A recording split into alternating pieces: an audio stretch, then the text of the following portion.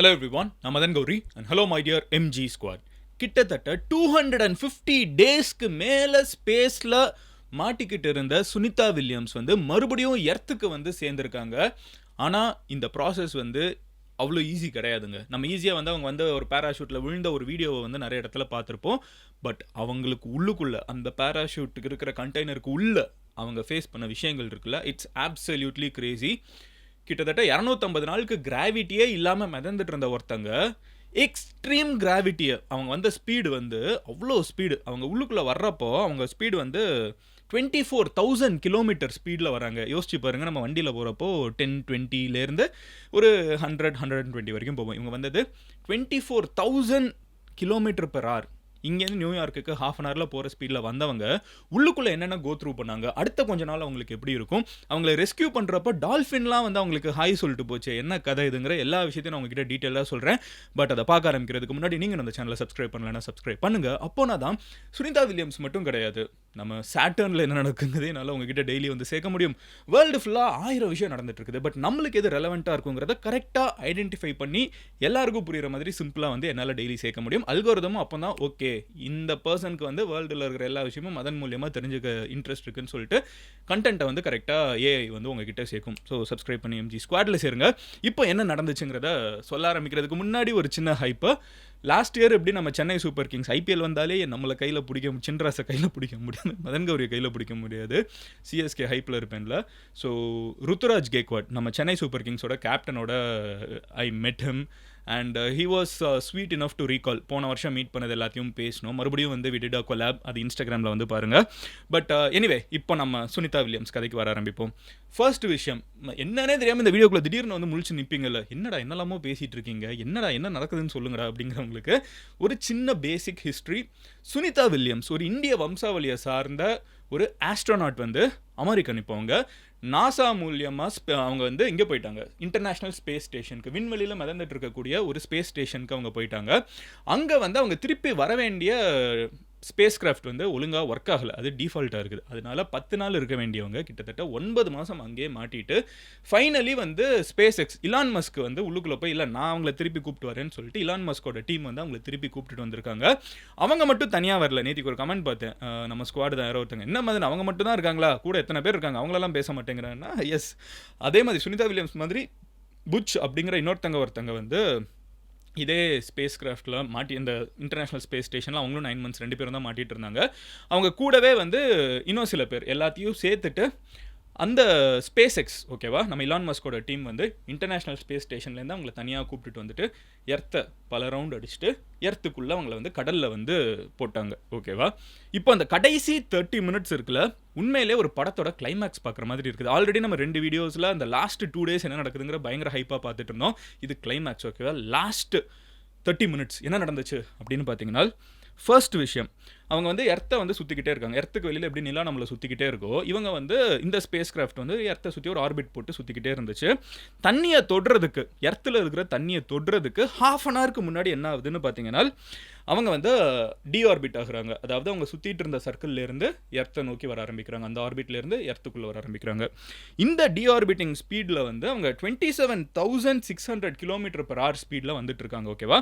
But இந்த டிஆர்பிட் என்ன ஆகுதுன்னு பார்த்தீங்கன்னா, இவங்க வந்துட்டு இருந்த கேப்சியூல் பேர் வந்து டிராகன். இது ஞாபகம் வச்சுக்கோங்க, இப்போ ஈஸியாக ஞாபகம் வச்சுக்கலாம், நம்ம ஊரில் நம்ம பிரதீப் ப்ரோ படம் வந்துருக்குது. ஸோ க்ரூ டிராகன் இந்த கேப்சியூல் பேர், ஓகேவா. இவங்க வந்துட்டு இருக்கிற இந்த ஒரு ஸ்பேஸ் கிராஃப்ட் இருக்குல்ல, அதுக்கு பேர் வந்து க்ரூ டிராகன். இது வந்து எர்த்துக்குள்ளே என்டர் ஆகிற டயத்தில் அதோட ஸ்பீட் வந்து 27,600 இருக்குது. பட் அதோட த்ரஸ்டர்ஸ் வந்து அதோட ஸ்பீடை வந்து கம்மியாக்கிட்டே இருக்குது, ஓகேவா. ஸ்பீடை கம்மியாக்கி ஒரு 24,000 km/h வந்து அட்மாஸ்ஃபியரை என்டர் ஆகுது. கிராவிட்டியை வந்து ஃபுல்லாக ஃபீல் பண்ண ஆரம்பிக்கிறாங்க. எப்போ தண்ணியை தொடுறதுக்கு ஒரு 10 நிமிஷத்துக்கு முன்னாடி. இந்த டைம் உள்ளுக்குள்ளே இருக்கிற சுனிதா வில்லியம்ஸ்க்கும் மற்றவங்களுக்கும் எப்படி இருக்குன்னு யோசிச்சு பாருங்களேன். லாஸ்ட்டு ஹாஃப் அன் ஹவர் வந்து நம்ம வந்துட்டு இருக்கிற ஸ்பீடு வந்து இடிச்சோன்னா அவ்வளோதான், சட்னி அப்படி அந்த ஸ்பீடில். ஆனால் உள்ளுக்குள்ளே இடத்துல என்டர் ஆகுறாங்க. அஃப்கோர்ஸ் அவங்களுக்கு இதுக்கு பின்னாடி இருக்கிற சயின்ஸ் தெரியும், என்ன நடக்க போகுதுன்னு தெரியும். பட் ஸ்டில் அதுக்குள்ளே இருக்காங்கிறது கிரேசியாக இருக்குது. அந்த ஹாஃப் அன் ஹவர் வந்து அப்படியே 10 minutes, லாஸ்ட் 10 minutes இருக்கிறப்ப தான் அவங்க எர்த்தோட அட்மாஸ்ஃபியருக்குள்ளே என்டர் ஆகுறாங்க. அப்போ என்ன ஆகுதுன்னு பார்த்தீங்கன்னா, அவங்களோட அந்த சுற்றி இருக்கிற அந்த கேப்சியூல் இருக்குல்ல, டிராகன் க்ரூ, இதோட க்ரூ டிராகன் அதோட டெம்பரேச்சர் என்னன்னு பார்த்தீங்கன்னா 1650 டிகிரி செல்சியஸ். இதை நான் நேற்று வீடியோலேயே சொல்லியிருந்தேன். விச் இஸ் நம்ம லாவா இருக்குல்ல, தீ குழம்பு இருக்குல்ல, ஒரு வல்கனோலேருந்து தீ குழம்பு எப்படி இருக்கிறது எல்லாத்தையும் உருக்கிட்டு போய் இரும்ப போட்டிங்கன்னா கூட அது உருகிடும்ல, அதை விட அதிகமான டெம்பரேச்சர் இஸ் 1650 டிகிரி செல்சியஸ் ஸ்பீடில் அந்த ஹீட்டில் வந்து இது வந்து 24,000 கிலோமீட்டரில் எர்த்துக்குள்ளே என்டர் ஆகுது. யோசிச்சு பாருங்க எப்படி நெயில் பைட்டிங்காக இருக்குன்னு. இதுக்காகவே வந்து ஒரு ஸ்பெஷல் அலாய், இன்கோனல் அப்படின்னு சொல்லப்படுற ஒரு ஸ்பெஷல் அலாயை வச்சு தான் இந்த கேப்சூலை டிசைன் பண்ணியிருக்காங்க. ஏன்னா இரும்பெல்லாம் உருகிற ஹீட் இது, ஓகேவா? இரும்பு உருகிற ஹீட்டில் வந்து அவங்க எர்த்துக்குள்ளே என்டர் ஆகுறாங்க. லாஸ்ட் 10 நிமிஷம், 10 நிமிஷத்தில் அவங்க வந்து தண்ணியை வந்து இடிக்க போகிறாங்க. இந்த 10 நிமிஷத்தில் 24,000 கிலோமீட்டர் பெர் ஹவருங்கிற ஸ்பீடை நம்ம வந்து 30 கிலோமீட்டர் பெர் ஹவர்னு நம்ம ஸ்கூட்டியில் போகிற ஸ்பீடுக்கு கொண்டு வரணும். This is the Crazy part. யோசிச்சு பாருங்க, நம்ம காரில் பிரேக் போடணுன்னா கூட சட்னு போட்டோன்னா எல்லாரும் முன்னாடி போய் அடிச்சு விழுந்துருவோம், ஆக்சிடென்ட் ஆகலாம் வாய்ப்பு இருக்குது. கொஞ்சம் ஸ்லோவாக தான் பிரேக் பண்ணுவோம் கரெக்டாக. ரொம்ப ஸ்பீடாக போகிறப்ப பிரேக் யாரும் போட மாட்டாங்க. அது ரொம்ப இன்ஃபேக்ட் அதுதான் ரொம்ப டேஞ்சரஸ். ஆனால் இப்போ இவங்க 24,000 கிலோமீட்டர் பெர் ஹவர் ஸ்பீடை 10 நிமிஷத்தில் 30 கிலோமீட்டர் பெர் ஹவர் ஸ்பீடாக கம்மியாக்கணும். அடுத்து என்ன ஆகுதுன்னு பார்த்தீங்கன்னா, பை திஸ் டைம் அவங்களுக்கு வந்து மேபி கம்யூனிகேஷன் கூட சில டைம்ஸ் பிளாக் அவுட் ஆகும்னு சொல்கிறாங்க, அந்த ஹீட்டு அது கொஞ்சம் இருக்கிறதுனால. பட் அதுக்கப்புறம் டெம்பரரி பிளாக் அவுட் தான் மறுபடியும் வந்துடும். ஸோ ஆனால் அந்த கொஞ்சம் நேரம் வந்து நாசாலையும் ஸ்பேஸ் எக்ஸ்லையும் கொஞ்சம் திக்காக தான் இருந்திருக்கும்.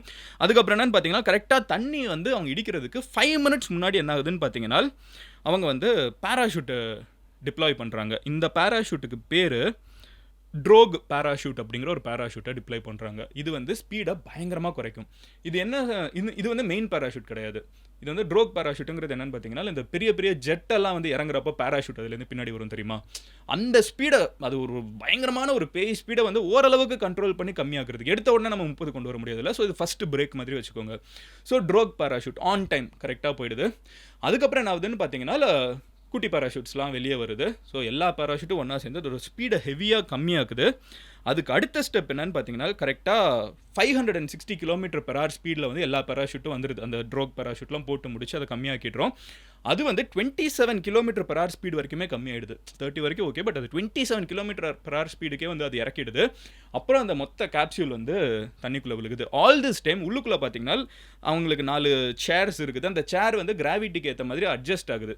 ஸோ ஸ்பேஸில் வந்து எந்த ஷேப்லனாலும் இருக்கும், பட் அது கிராவிட்டிக்கு வர்றப்போ அது, ஏன்னா கேப்சூல் வந்து முன்ன பின்னா போகும், அது வந்து வாபிள் ஆகுது, இப்படி சுற்றுது. ஆனால் உள்ளுக்குள்ளே அவங்க அந்த மாதிரி சுற்றிட்டு இருந்தாங்கன்னா என்ன வருது அந்த ஸ்பீடில். ஸோ அதனால் அது வந்து அவங்கள வந்து ஸ்பேஸ் சூட்லாம் போட்டு ஓரளவுக்கு அந்த டிவைஸ் வந்து அந்த சேர் வந்து அப்படியே மூவ் ஆகுறது நம்மளால் பார்க்க முடியுது. இந்த 8Dன்லாம் சொல்லி தேட்டருக்குள்ளே வச்சுருப்பாங்களே, அப்படி சேர் மொத்தமாக அந்த சோஃபாவே மூவ் ஆகும்.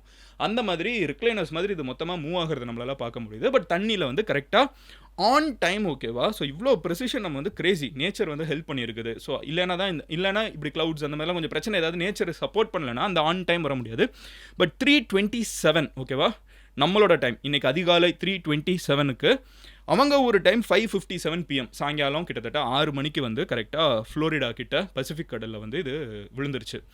விழுந்த உடனே அதை பார்த்தீங்கன்னா பேராஷூட்லாம் வந்து கரெக்டாக அப்படியே பூ மாதிரி வந்து விழுகுது. அது ஒரு ட்ரோன் ஷாட்லாம் வச்சாங்க. அதுக்கப்புறம் வந்து டால்ஃபின்ஸ் அந்த இடத்துக்கு வந்து அந்த அந்த ஸ்பேஸ் டிவைஸ், இந்த க்ரூ டிராகன் இருக்குல்ல, அந்த கேப்சூலை சுற்றி டால்ஃபின்ஸ் வந்து நிறைய குதிச்சிட்டு இருக்குது. அதை வந்து கமெண்ட்ரிலே சொன்னாங்க, டால்ஃபின்ஸ் வந்து ஹாய் சொல்லுது அப்படின்னு சொல்லிட்டு. இதுக்கப்புறம் இன்னும் இன்ட்ரெஸ்டிங், ஸோ வந்து இறங்கிட்டாங்க அப்படியே தூக்கிட்டு வந்துடலாம்னு நினைப்போம்ல, அதுதான் கிடையாது. அதுக்கப்புறம் பார்த்தீங்கன்னா ஒரு ஷிப் ஆல்ரெடி வெயிட் பண்ணிட்டு இருக்குது.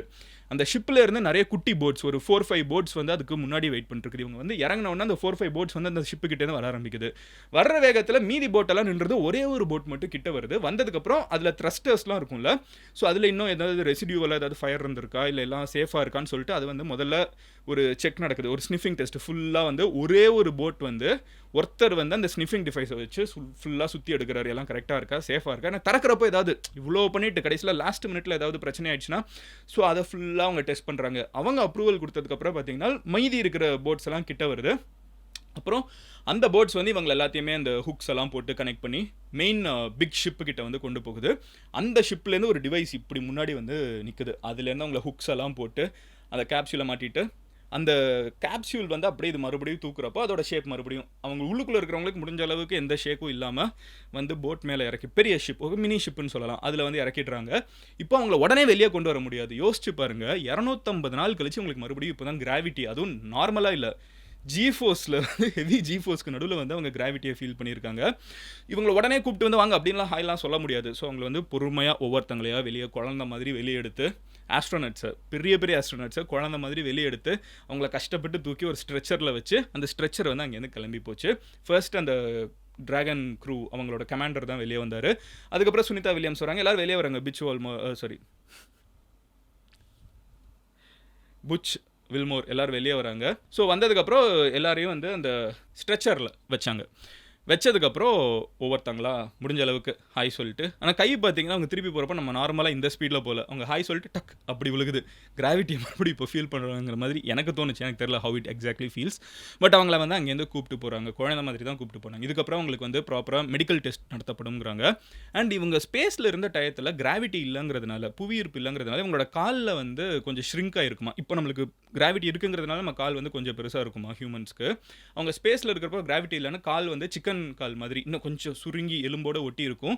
ஃபேஸ் வந்து பஃப்பாக இருக்குங்கிறாங்க.